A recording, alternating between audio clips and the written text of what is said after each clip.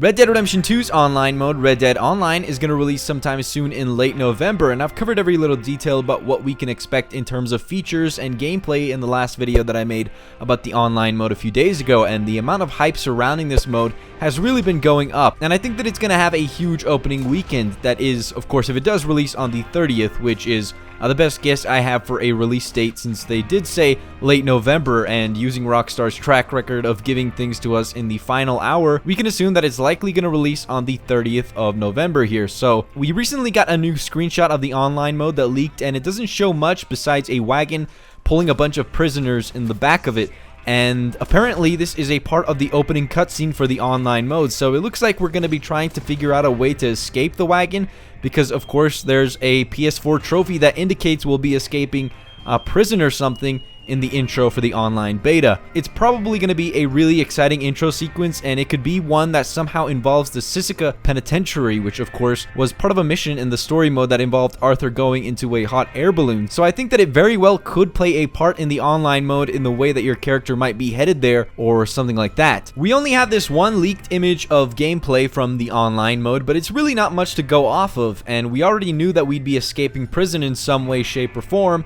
and now we have the answer to how it happens, apparently. If you guys didn't know, there was actually some gameplay of Red Dead Online in the PlayStation exclusivity trailer, where they showcase some things that you're going to be getting in the online mode and stuff like that, and it's really just a little bit of gameplay, but not too much to go off of. Rockstar confirmed that there's going to be a heavy story presence within the online mode, so of course we could be seeing someone from the story. Some well-known character or something could come across the wagon and save you and set you free, kind of similar to how you'd start out in GTA, but of course you weren't escaping prison, you were landing with a plane and meeting Lamar at the airport or something like that.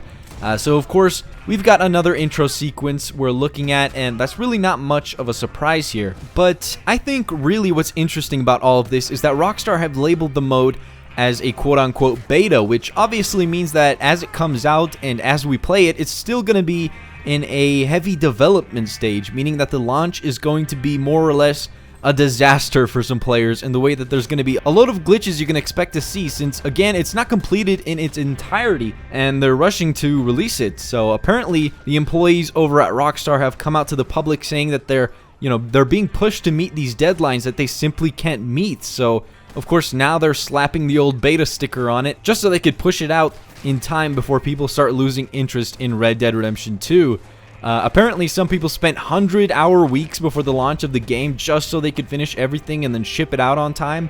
I'm not sure what is going on at Rockstar these days, and to be quite honest, something needs to get figured out there, so not only the players have a good experience, but so that the employees over at Rockstar can get a damn break. I mean, they made this beautiful, amazing game, and they're working their asses off to meet these deadlines. So of course, if you go back and look at the initial release dates that we were presented with for Red Dead Redemption 2, it's almost ridiculous to think that they planned on releasing this game in April in 2017. I don't know, I just personally don't understand how or why they keep giving us release dates and then inevitably delaying their games. It just doesn't make sense. You'd think that they'd have a comprehensive plan of some sort and actually announce the game when it was actually finished. While this is an amazing game and by all means could very well be the game of the year, it seems that Rockstar is always behind schedule and the development process is always under a crunch of some sort in terms of time. It almost makes me think that the Red Dead Online beta might be delayed, and it's sad to see that the people within the community have no doubt that there very well could be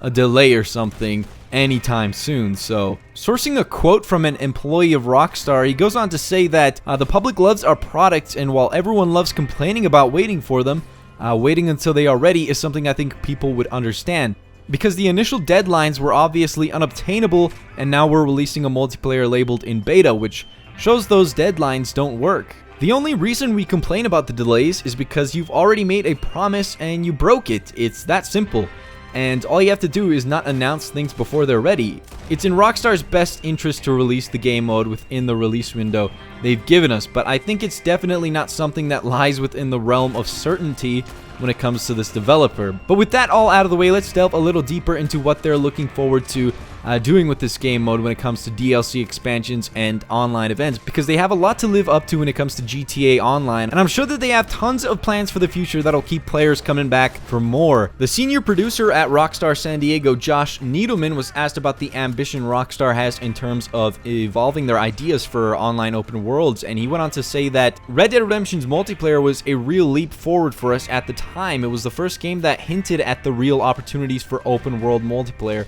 beyond cities, where the world was open as a place to create your own freeform gameplay, while at the same time was as a sort of living lobby for other, more structured kind of game modes. Red Dead Redemption 2 will take those ideas much further and combine that with everything we've learned in the years since then, with our favorite elements from Grand Theft Auto Online about how to make really fun and complex competitive and cooperative experiences in open worlds, and how to introduce narrative elements into multiplayer. Then he was asked about how it would differ from GTA Online, and he went on to say that one of the biggest differences between GTA and Red Dead universes is that you're often speeding through or flying over a GTA world, whereas in Red Dead Redemption, the change of pace elevates the intimacy of the overall experience. Like the single-player game's story of Arthur Morgan, we wanted people to settle into their online character and feel like every activity makes sense for the character, the setting, and the time. This should feel intimate and personal while all still feeling fun and action-packed from moment to moment. We've tried to take the best elements and best content packs from Grand Theft Auto Online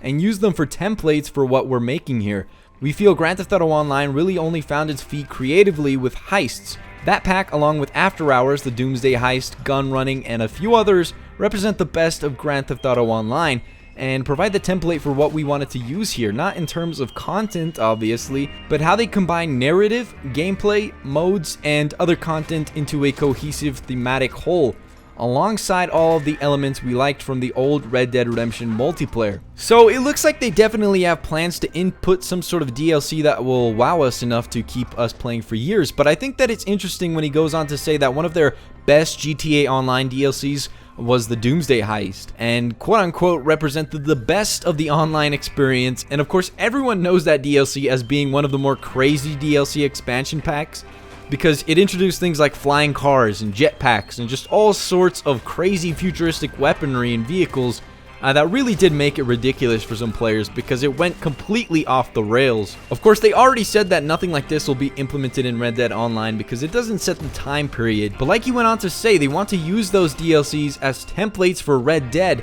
and honestly, I don't know how to interpret that, because if they do want to have DLCs that live up to their expectations, we need to see them put, you know, crazy things into the game so they can keep bringing back players, and they can only do so much because of the limitations of the time period. A lot of you are going to disagree, but there are already tons of players that bought the game complaining about how boring Red Dead Redemption 2 is. I know, it's really hard to believe, but there are people already taking to social media and expressing their negative opinions for this game, so it's no doubt that Rockstar already had this in mind. So of course, like I've said several times in separate videos, it's almost a certainty that we'll be seeing more of a supernatural take on Red Dead in the way that they could release DLC similar to that of Undead Nightmare from Red Dead Redemption 1. We could be seeing things like zombies or legendary cryptid hunts like Bigfoot or werewolves, etc. I mean, there are so many things that they could do here, and thanks to all the Easter eggs within the story mode, it wouldn't be too crazy to think that they could include these things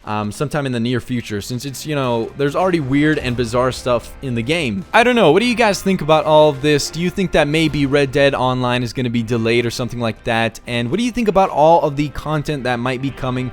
years from now in the future? Do you think that there might be flying cars or something like that? Because like the senior producer over at Rockstar said, they want to kind of replicate the type of DLC they made with GTA 5, but in a way that's appropriate to Red Dead's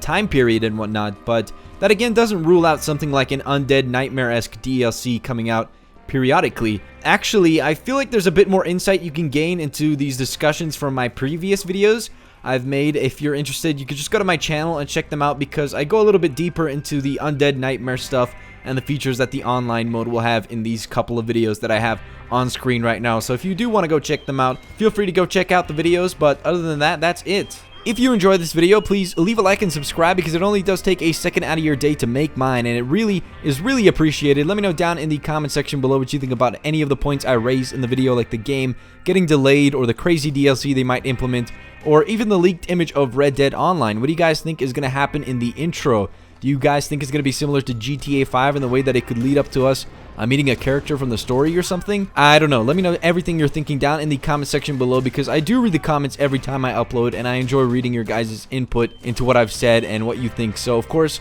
that's going to be it. Have a wonderful day. See you in the next Red Dead Online video, which I hope is going to be about the launch trailer, which should be coming out here in a few days. So, thanks again, and see you later.